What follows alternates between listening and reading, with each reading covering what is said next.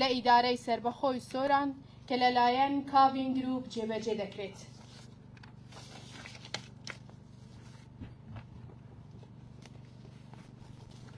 ئامادەبوانی قەدرگران، بینەران و بیسەران، کابینەی نۆیەمی حکوومەتی هەرێمی کوردستان و تیمی خۆڕاگری بەڕابەرایەتی هێژا مەسرور بارزانی سەرۆکی حکوومەتی هەرێمی کوردستان، زادەی خەباتێکی دێرین و نەبراوەی گەلی کوردن، وێڕای قەیران و بارودۆخینە هەموار بەردەوامن لە کار و خزمەت لە تەواوی شار و قەزا و ناحیە و دێهاتەکانی هەرێمی کوردستان بەبێ جیاوازی لەسەر ڕێچکەی شەهیدان و خەباتگێڕان بۆ پاراستنی دەستکەوتەکان و ئاوەدانکردنەوەی نیشتیمان و بنیادنانی وڵاتێکی ئارام و خۆشگوزەرانی بەبێ جیاوازی نەتەوە و ئاین و ڕەگەز.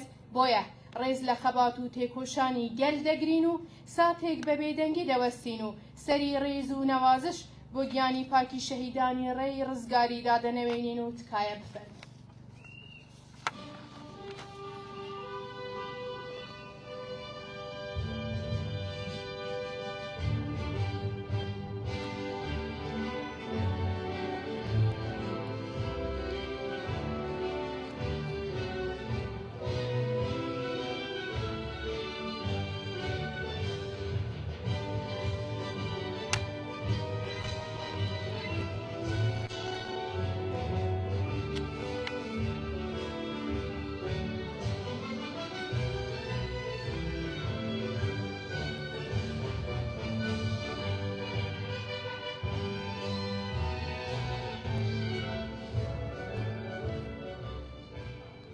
زۆر سپاس، تکایە بفەرمون. قال الشاعر الشابي: إذا الشعب يوما أراد الحياة فلا بد أن يستجيب القدر، ولا بد لليل أن ينجلي، ولا بد للقيد أن ينكسر، ومن يتهيأ صعود الجبال يعيش أبد الدهر بين الحفر. إذا طمحت لحياة النفوس فلا بد أن يستجيب القدر، فنحن اخترنا صعود الجبال. کابینەی خۆڕاگری نۆیەمی حکوومەتی هەرێمی کوردستان بەردەوامی و کۆڵنەدانی هەڵبژات بەسەر سەختی و قەیران و بارودۆخە سەخت و دژوارەکان. بۆیە لەسەر ڕاستپاردەی ڕێزدار مەسرور بارزانی سەرۆکی حکوومەتی هەرێمی کوردستان و لەژێر چاودێری بەڕێز هەڵگورد شێخ نەجیب سەرپەرشتیاری ئیدارەی سربەخۆی سۆران بە گوژمەی 20 میلیارد دینار بەردی بناغەی چەند پرۆژەیەکی گرنگ لە قەزای ناوەندی ئیدارەی سربەخۆی سۆران دادەنرێت کە دروستکردنی چەند شەقامێک لە گەڕەکی کانی و گۆڕەز، دروستکردنی دووسایدی 25 مەتری پیشەسازی کۆنگەڕەکی بانە، قیرتاوکردنی شەقامەکانی کۆمەڵگەی گەڵاڵە و شەقامی سەرەکی دیانە گەڕەکی سەر و چاوە، هەروەها دروستکردنی پارکی نیشتیمانیە. هێژەیان ئێستاش داوا لە بەڕێز هەڵگورد شێخ نەجیب سەرپەرشتیاری ئیدارەی سربەخۆی سۆران دەکەین بفەرمێ بۆ پێشکەشکردنی وتاری بەخێرات.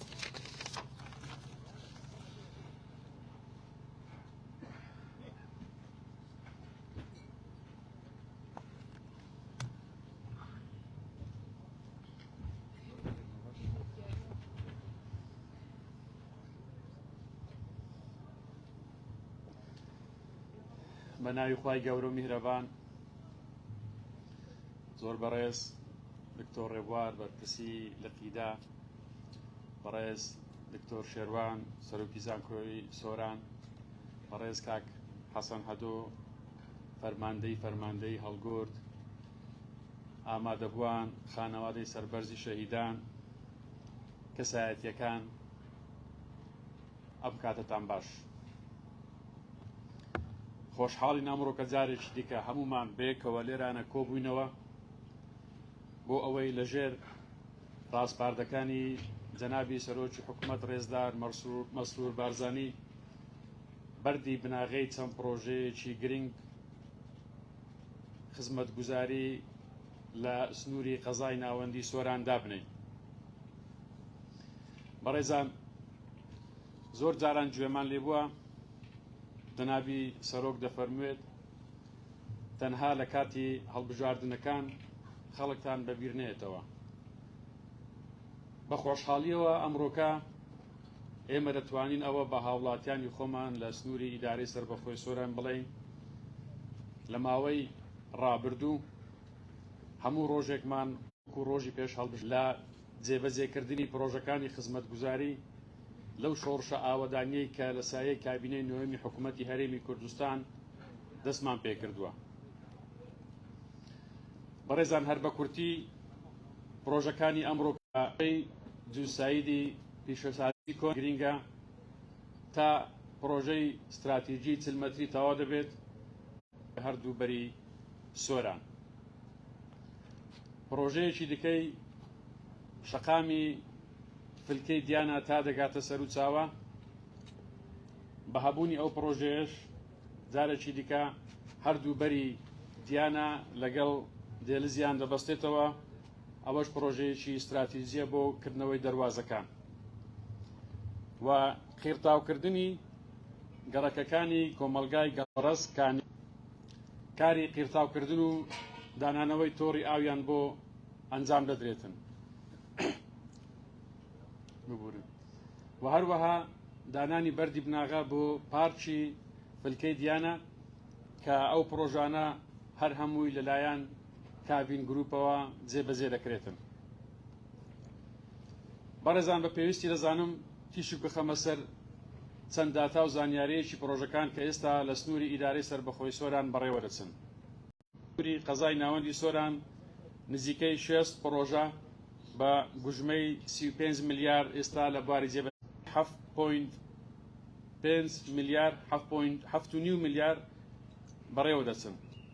لە چۆمان 23 پرۆژە بە گوژمەی 5 ملیار و نیو، لە خەلیفان 15 پرۆژە بە گوژمەی 6 ملیار، لە مێرگەسۆر 32 پرۆژە بە گوژمەی 6 ملیار، لە ڕواندز 19 پرۆژە بە گوژمەی 6 ملیار. ئەو پرۆژانە ئێستا زۆربەی هەر زۆری لە بواری جێبەجێکردندا. بەڕێزان پرۆژەکانی استراتیژی حەز دەکەم باسییان بکەم کە لە چ قۆناغێکدا. پرۆژەی سپیرک خەلیفان لە کۆتایی مانجینۆ ئەو پرۆژەیە تەواو دەبێت و بە تەواوی دەچێتە خزمەت هاوڵاتیان. پرۆژەی ئەم ساڵ هاوڵاتیان. پرۆژەی 40 مەتری قۆناغیەکانی باش بڕیوە.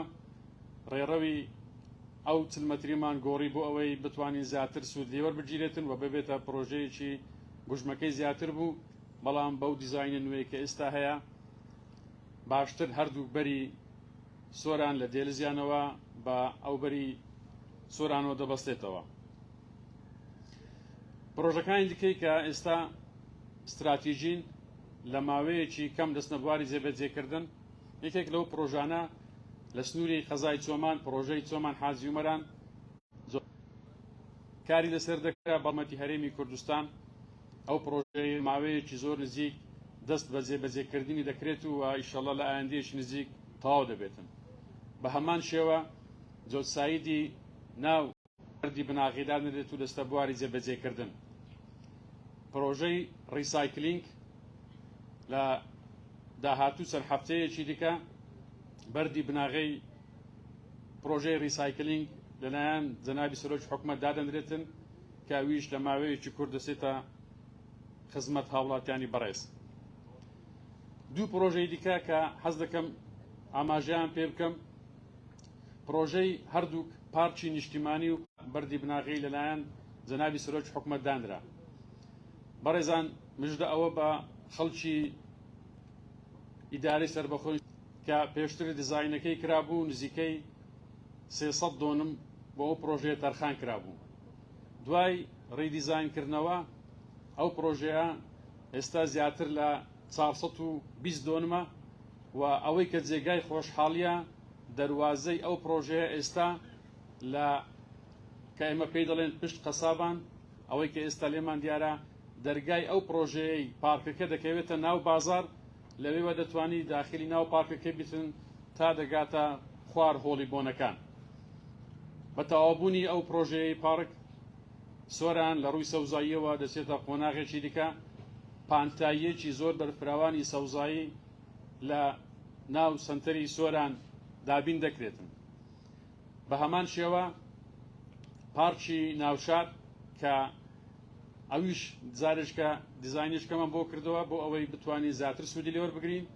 دیزاینەکەی تەواو بووە، لەم چەند ڕۆژە دەست بە کارەکانی دەکرێت و ئەویش لە ماوەیەکی کورت تەواو دەبێت و دەچێتە خزمەت هاوڵاتیانمان لە ئیدارەی سەربەخۆی سۆران. بەڕێزان، دەمەوێت ئاماژە بە بابەتێک بکەم. هەموو ئەو پرۆژانەی کە لە ماوەی ڕابردوو لە سنووری ئیدارەی سەربەخۆی سۆران جێبەجێکراون بە هەوڵ و پاڵپشتی و هاوکاری ڕاستەوخۆی خودی جەنابی سەرۆکی حکوومەت ڕێزدار مەسرور بارزانی کراوە. زۆر جار گوێمان لەوە دەبێتن کە بۆچی پرۆژەکانی ئاوەدانی لەو دەڤەرە هەیە یان لە دەڤەری زاخۆ یان لە شاری هەولێر یان لە شاری دهۆک هەیە، بەڵام بە پێچەوانەوە زۆر جار لە برادرانی ئەولا گوێمان لێ دەبێتن بۆچی ئەو ئاوەدانیە ڕووی لە بە دەردی کاک سعدی گۆتی زۆنەکانی ئەولا نەکردیە.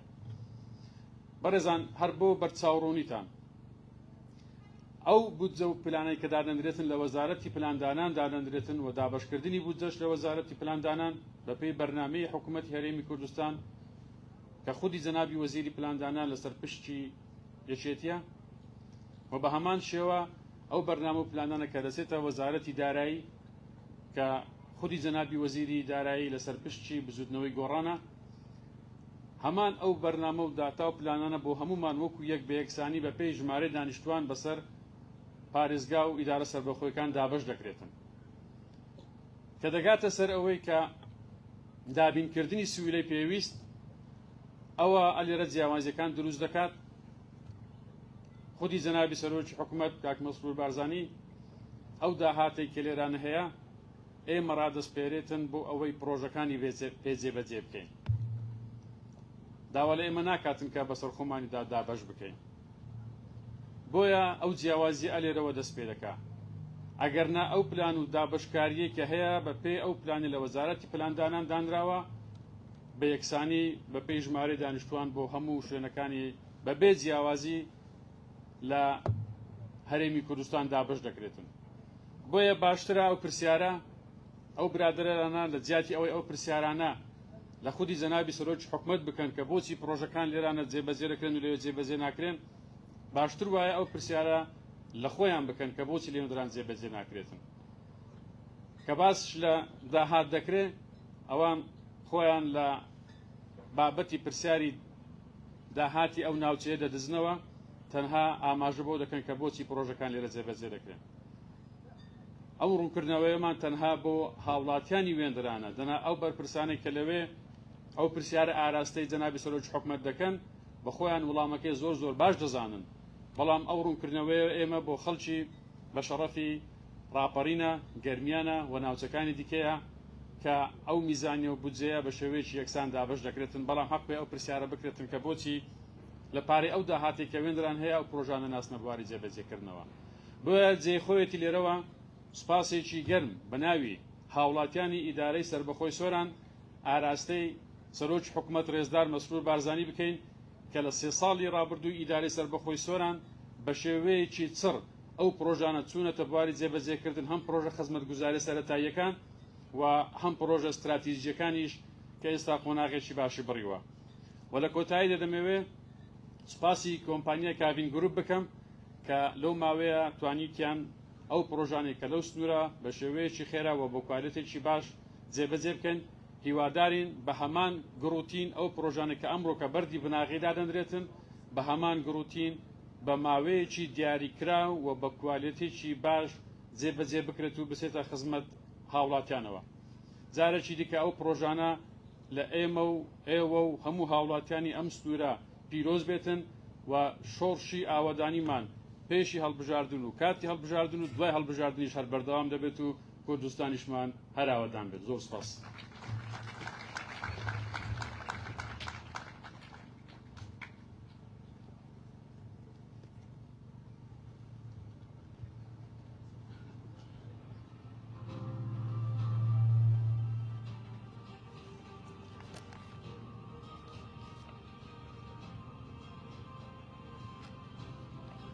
بەڕێزان، جێگەی ئاماژە پێدانە کە کۆمپانیای کاڤین گروپ ڕۆڵێکی بەرچاو و کاریگەری هەیە لەو پرۆژە گرنگانەی بۆ خزمەتی شاری سۆران ئەنجام دەدرێن. ئێستاش وتاری کۆمپانیای کاڤین گروپ وەک کۆمپانیای جێبەجێکاری پرۆژەکان لەلایەن مهندس کانیوار جبرائیل نوێنەری کۆمپانیا پێشکەش دەکرێت با بفەرمون.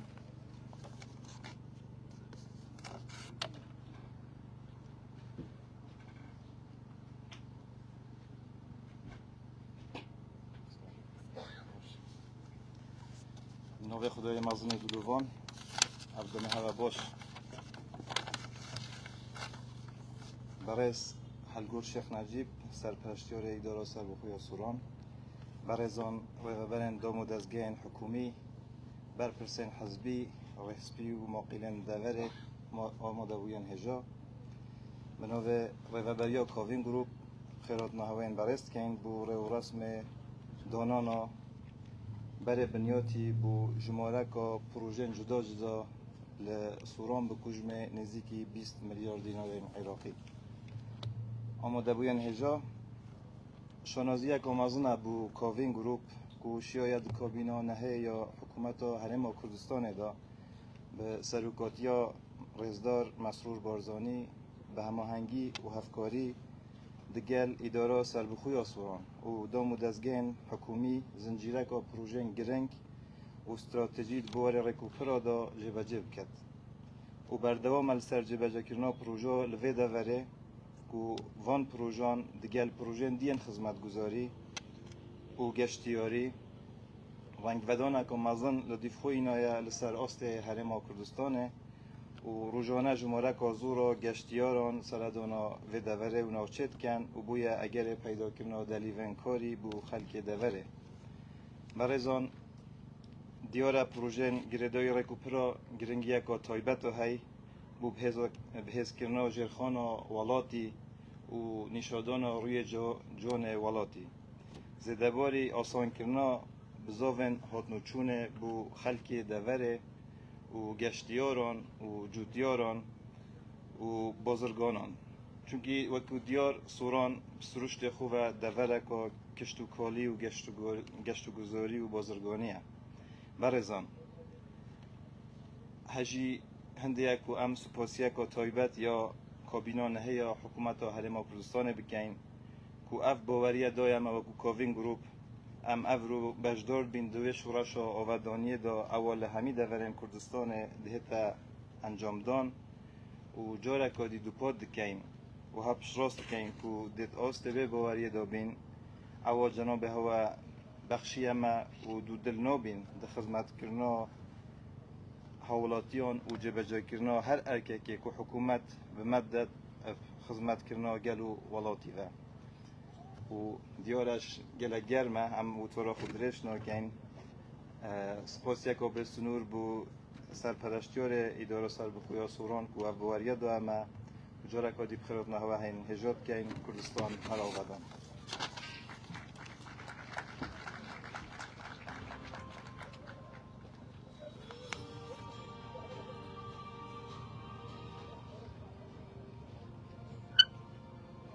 آماده بوانی برایس استاش داواله برایس هەڵگور شێخ نەجیب سەرپەرشتیاری ئیدارەی سەربەخۆی سۆران هەروەها بەڕێز دکتۆر ڕێبوار بابکەی بەرپرسی لە قیدەی پارتی دیموکراتی کوردستان هەروەها نوێنەری کۆمپانیای جێبەجێکار محەممەد زکری و هەروەها بەڕێز دکتۆر شێروان شەریف قورتا سەرۆکی زانکۆی سۆران و هەروەها بەڕێز حەسەن حەدۆ فەرماندەی هەڵگورد و هەروەها بەڕێز حاجی میرخان و هەروەها بەڕێز ڕەجەب زوبێر قایمقامی قەزای ناوەندی سۆران و بەڕێز سەلوا شۆرۆ سەرۆکی شارەوانی سۆران دەکەین بفەرمونون بۆ دانانی بەردی بناغە.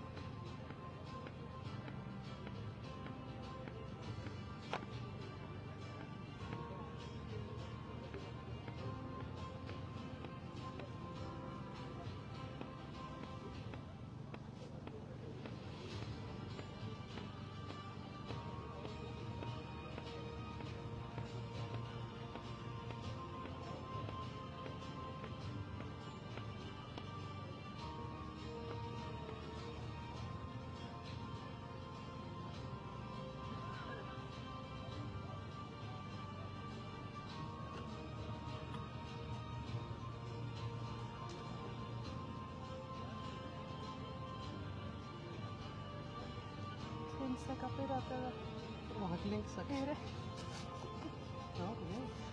دەستکۆتایی پێبینە ببرێنێ بری کۆتایی پێبینە